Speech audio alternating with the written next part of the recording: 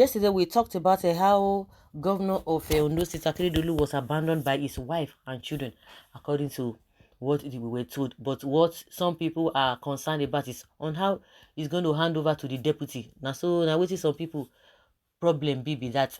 But that notwithstanding, what we are hearing now is going to be flown as outside the country, because we learned that it was in Ibadan. Whether I see in Ibadan. But the question a lot of people are asking is that what of the 21 billion naira Aso Rock whatever that Aisha Buhari just commissioned before they left? That's why abroad. Does it mean he did not beat anyone in his state? Yes, so your thoughts, your guess is as good as mine. Meanwhile, the Ondo State Governor Oluwarotimi Akeredolu is said to be flown out of Nigeria on Saturday following his deteriorating health condition. This comes up after Sahara reporters reported earlier on Thursday that the governor had become bedridden and was in his residence in Ibadan, the Oyo State capital. Sources told Sahara reporters that he was unable to sign official documents due to his deteriorating health condition. However, Sahara reporters further learned on Thursday that following its earlier reports, Akeredolu's family was set to fly him out of the country this weekend as his health had become critical. It was also learned that to prevent pictures of the governor's emaciated looks from getting out, the family asked security agents and a few politicians around him to put off their mobile phones.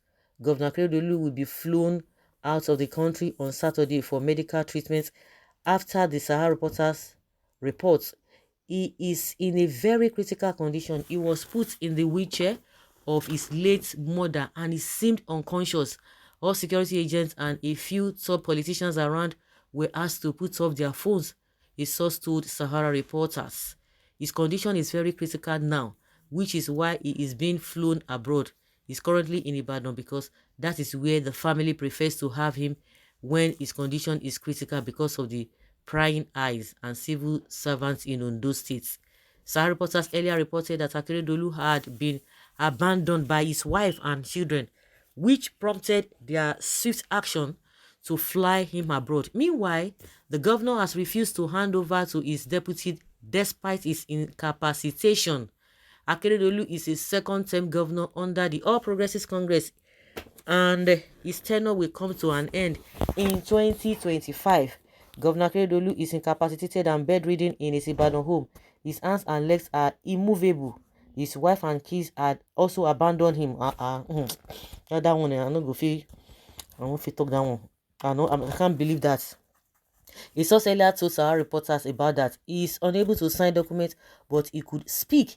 Meanwhile, he has refused to hand over the affairs of government to his deputy, the source had said. And you know that there was a time when they talk about, um, one woman who wanted to be when the wife, there was a leaked audio, and also that the one woman wanted to was giving him concussion and all of that, and the wife shouted and this and that the woman wanted to be deputy governor and all of that, but the woman was saying there's somebody who is already deputy governor, that the woman cannot jump ship and all of that. So I don't know what is happening now, that we don't allow the man. So at least the woman is already aware. So the most important thing, when they feel that everybody just want, let me, it is my time. Immediately, it is my turn. Let me do what I need to do, because opportunity comes but once. So they just want to grab and grab and grab and grab. The question is that a lot of all these politicians will not learn. What does it take? Let each. I was even thinking that maybe a president can say, "Oh, we have a 6 geopolitical zones in this country. That if there's going to be a befitting hospital in that is geopolitical zones," and I was like, that was what I used to think. That at least it will curb a lot of things. But I thought at times I just like, what are we talking about? Why is it that even each of the states, instead of us having six befitting hospitals, why can't each of the governors then let us have 36? Why can't each of the governor let them have a separate, or even let them equip, even if you can't build from scratch, equip very well all the hospitals in the state? It's difficult for them.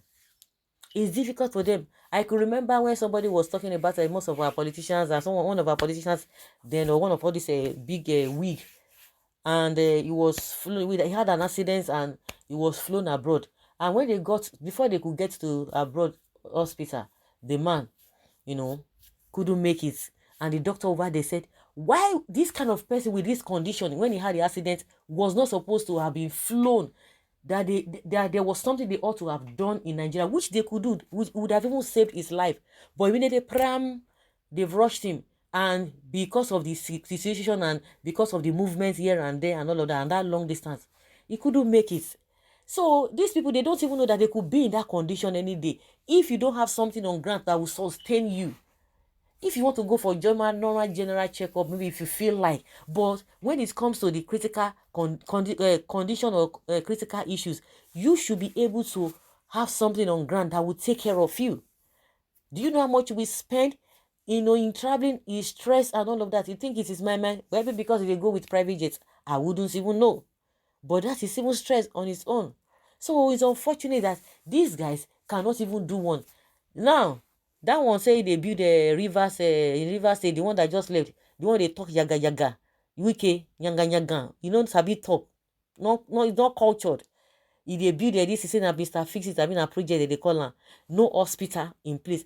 I be waiting, they swear for these people that you don't even have, you don't even have one single sympathy, no compassion for the people that you are ruling, that you are always crying to come and vote for you on election day. What is it that you are going to use in paying them? Nigerian people don't even need much. All over the world, people who are being governed, they don't even ask for much. They don't ask for too many things. You see all this me, now all these people with the UK, all this with the Canada, all this with the all those developed countries. You think they are getting it? Maybe they are so rich like that because the basic amenities are just there. So the people, the politicians, too, you think that they do corner thing. They do krokere movements. They come out small thing. You think they don't do it, but because they are so careful, they do the normal thing for the people. The people don't even know what they are doing or whatever. But our own politicians say they go thief, they go tell you say yes we dey thief. Oh, you know how be thief. That is how that now make our own come dey smell. And the people over there, it's not as if maybe they are so rich, but there are basic amenities that they are they are in place that people will not even will always be engrossed with that. If we can have that in Nigeria, what are we talking about? But they don't want to do it. They go store money, steal money, steal. I'm talking generally. I'm not even talking about Akeredolu, but somehow, it dey affect them. The question is that people will be asking: does it mean say other people will not learn? They will not learn. Because they would say, this one no get, they what will how did they say it? I say this one no fast, it's not smart. There's a way I would have done it. Now they keep most of them so. Now they worry most of them so. Do something. Don't be all this yeah thing. When you hear budget, you won't cry. See what they have done compared to what they said they have done and the money they have spent. You can't even equate them. They will call billions. But at the end of the day, it's not affecting. People are not feeling it. And they will be crying that, we have done this, we have done that. People are not appreciating. But at the end of course, they know what they are doing. Because overall, those who have ruled before, in Nasi Pokporokpo, and the ones that are ruling now, then bring all of those things that they have done together and let us give Nigeria a pass mark. We are nowhere. Then you begin to ask yourself, in all the things that you guys have boasted that you have done, where are we today? Nothing. It's so unfortunate. So guys, leave your comment down there below and let's have your take.